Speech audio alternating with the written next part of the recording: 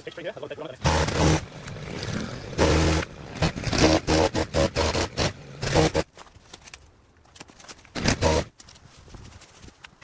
looks like a pretty old specimen, Alan.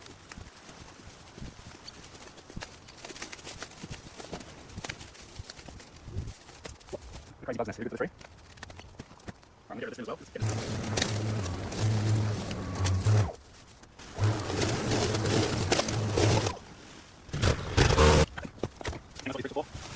been on to other fruit trees here, but we're going to be done soon. See you guys tomorrow. Alright, we're back for the fun day. I'll just behind this apricot tree here. So often you see an apricot tree these days. I think they're going out of fashion a little bit maybe. I don't know.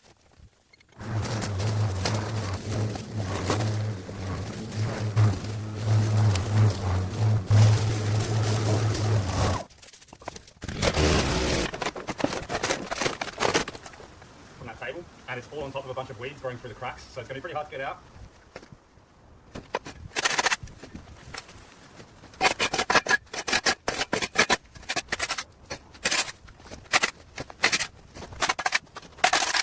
I've got to make sure all this glass is gone. Otherwise I'm going to be flicking glass into my face, and we can't have that.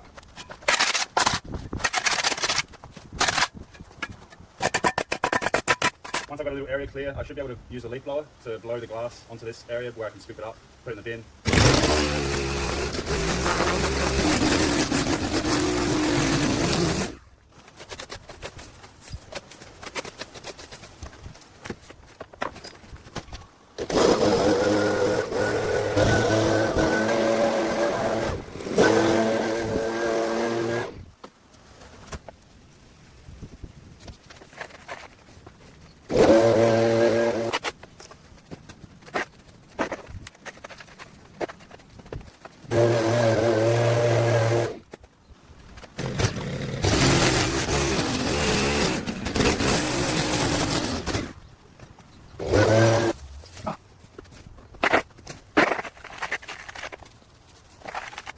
Alright, we've got our first plant of the episode here. This is silver calanchoe. We just call them silver spoons. They're a very popular sucker and they don't like a lot of watering.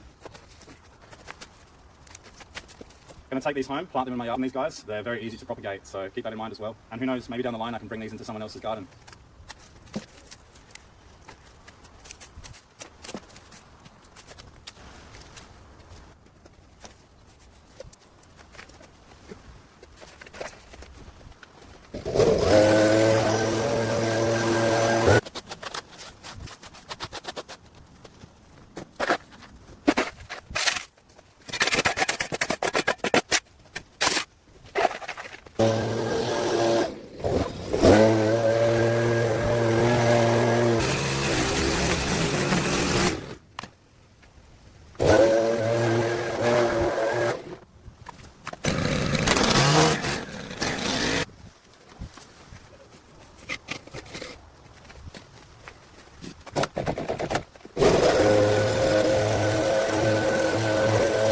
Bits of glass and rock everywhere, so see there's some here.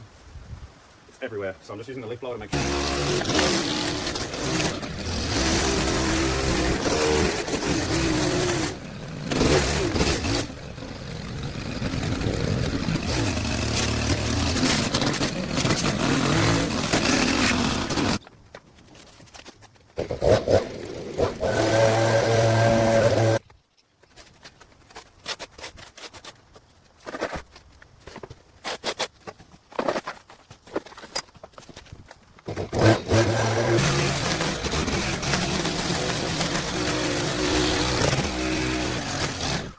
Let me quickly show you guys these flowers before I obliterate them. They're called seaside daisies. This here, they're popular with the bees, but this one here was a drop seed, so it has to go. They also make loads of flowers, so pretty popular.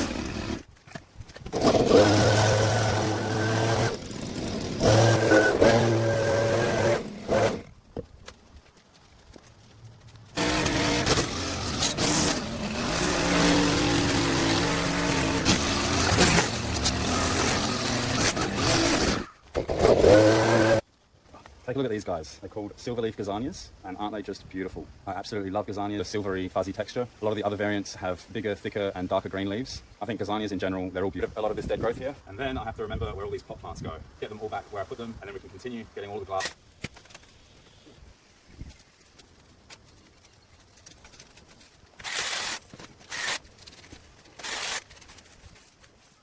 Around made it a little bit difficult, so I had to cut off a little bit more than I wanted to. Got a lot of dead flowers here, so give me one sec.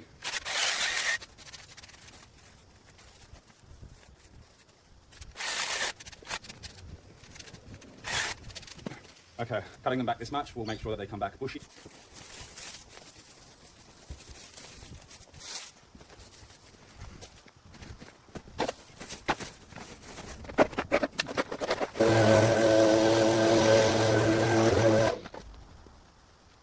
But I have never seen one of these in the ground in my life. They're always in pots. If you've ever seen these guys in the ground, let me know. And they're actually really...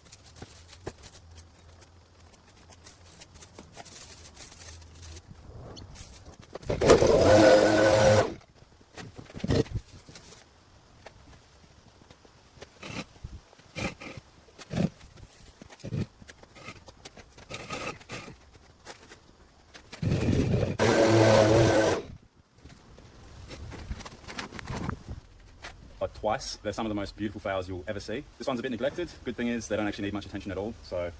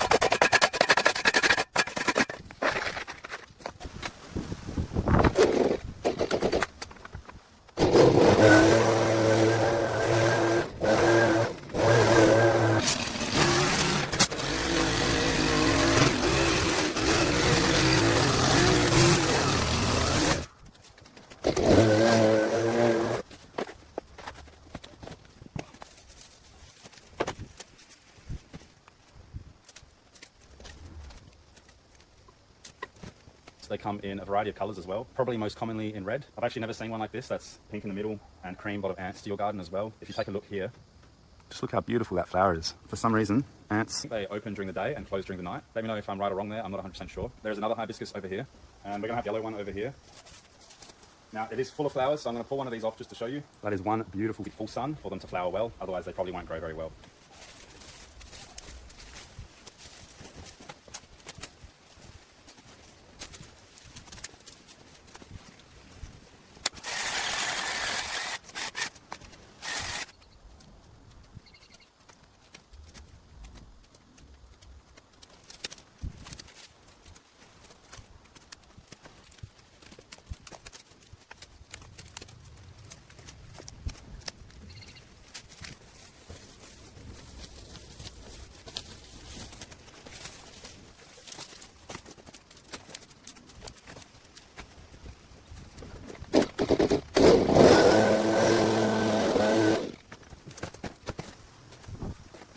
Alright, all these cuttings are going in the back of my ute, so I'm going to have a lot of silver spoons in my hand.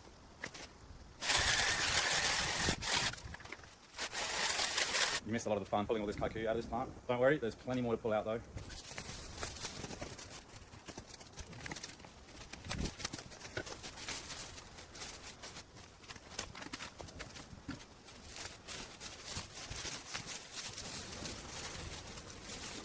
Never knew kikuyu was a climber. Apparently it is though.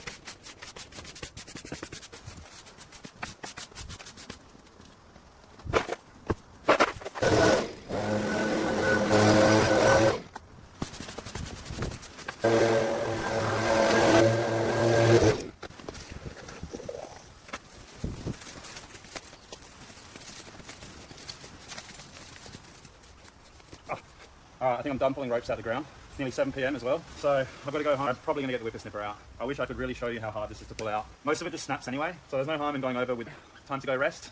Come back and do it all over again tomorrow.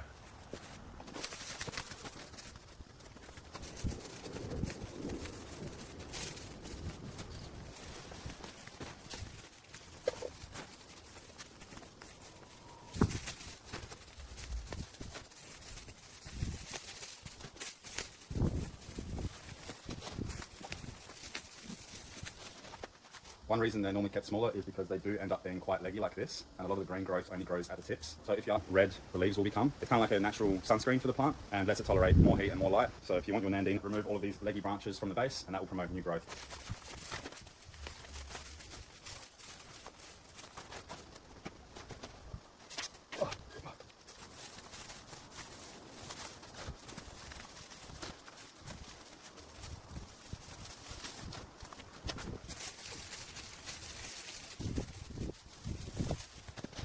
Alright, now that you can get a better look at what's going on at the base of this nandina, cell-seeded and are not part of the main crown. So we're going to find all the leggy branches now and cut them back right at the base.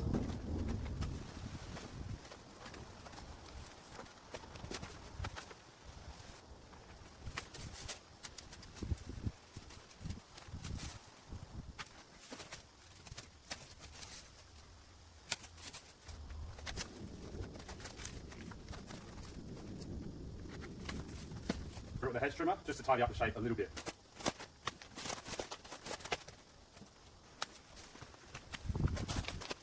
Alright, now we can give it a bit of shape and then it's done.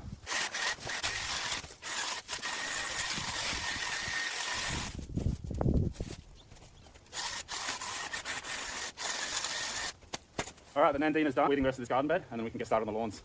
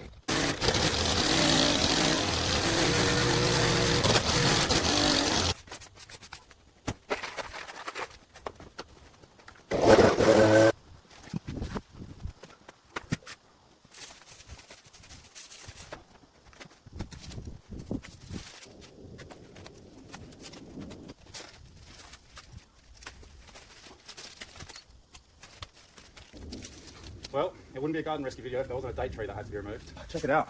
What an absolute petty of this tree. Now this one's nothing compared to the one I dealt with in last week's video, but it is growing right next to the hibiscus.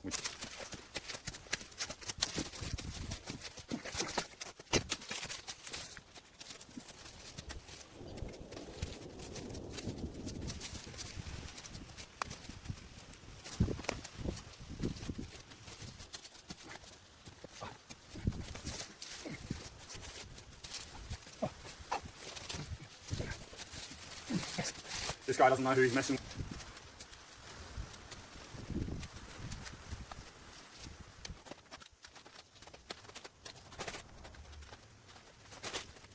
Beautiful.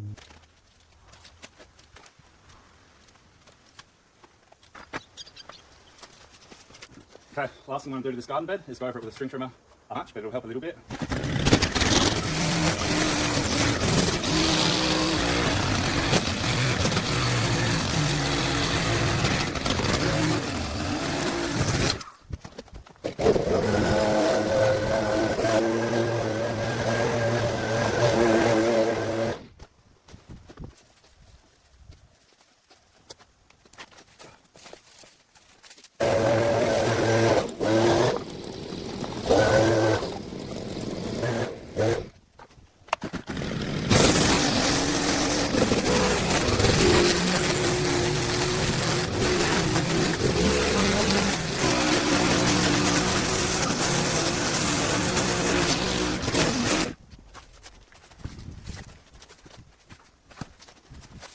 You can see how much of an avid gardener Alan was, judging by the amount of compost barrels there are here. There's a big one here, a big green one there, And he's also wood compost, or maybe this is just an area where Alan puts his wood, I'm not sure. But I thought I'd put those planks of wood here so that they're out of the way. And that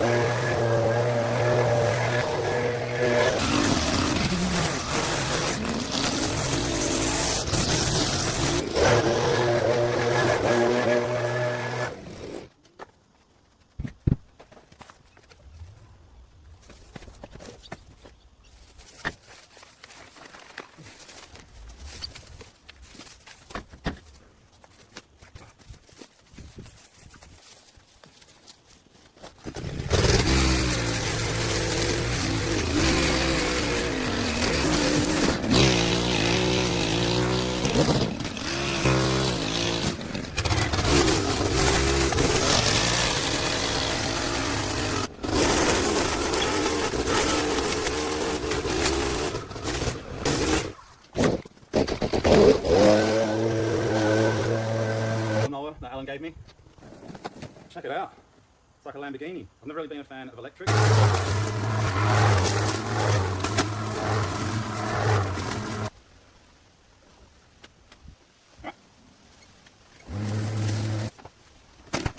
Not the biggest bag for cuttings, but other than that, I really like it.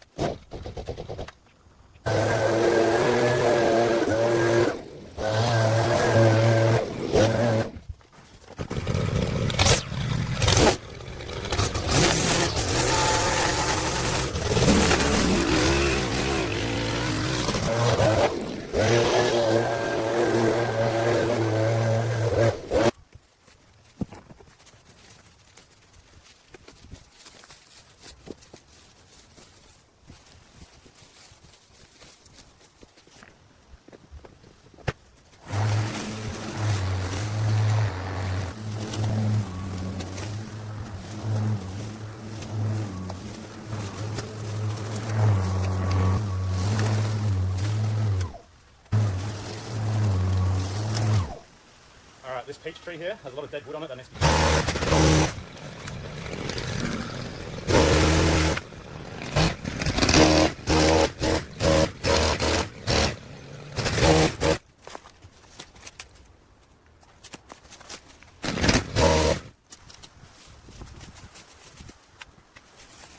this looks like a pretty old specimen, Alan.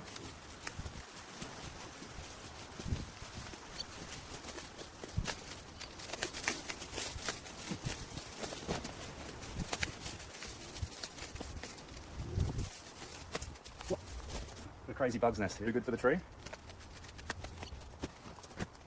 Alright, I'm going to get rid of this limb as well because it's getting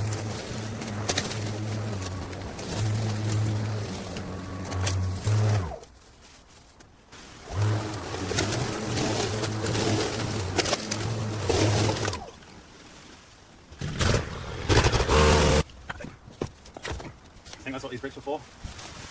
Alright, getting on to other fruit trees here, but we're definitely done soon. See you guys tomorrow. Alright, we're back for the final day. It's a hot just behind this apricot tree here. It's not often you see an apricot tree these days. I think they're going out of fashion a little bit maybe. I don't know if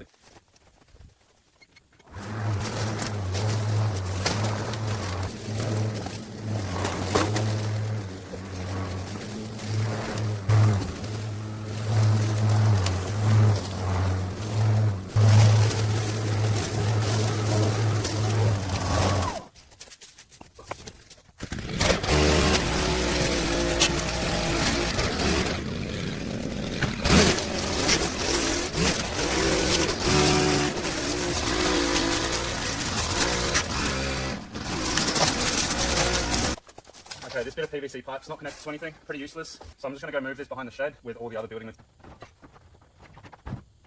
Yeet.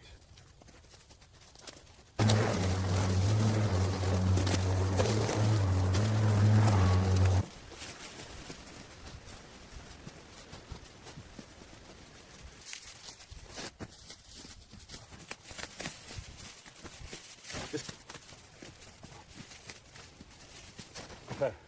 And if you're wondering, this got an absolute field day here. There's dozens and dozens and dozens of plums. And they didn't save a whole lot of pruning. You should only remove dead wood and aim to open up the canopy as much as possible. This guy is making tons of fruit. The spurs will all different methods. A peach tree fruits on new wood and a plum tree fruits on old wood. Anyway, I'm going to try and tidy this little area up here. Don't really know what's going on.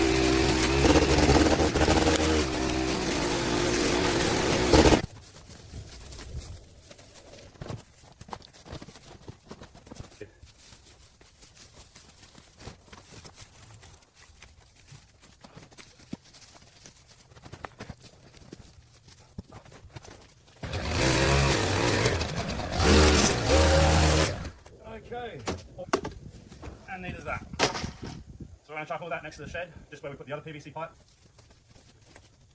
Yeah, it's just going to look a lot neater. I thought it was some kind of feature at first, but they're definitely not. This is one of the most dangerous things you can do in all of Australia, turning over old.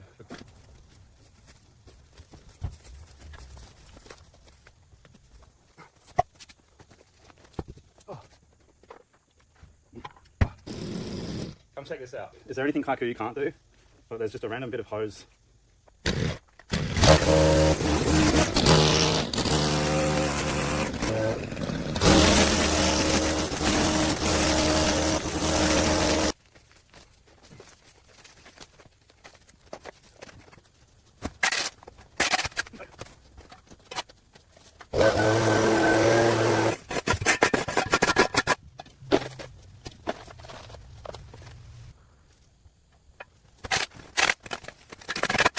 It's probably getting a bit boring for you guys, but like pulling ropes out of the ground.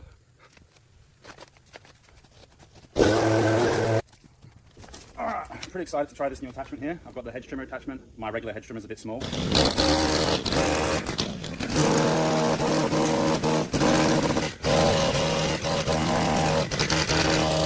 I think actually I need a chainsaw for this. Alright, never mind the chainsaw. I think loppers will do just as good.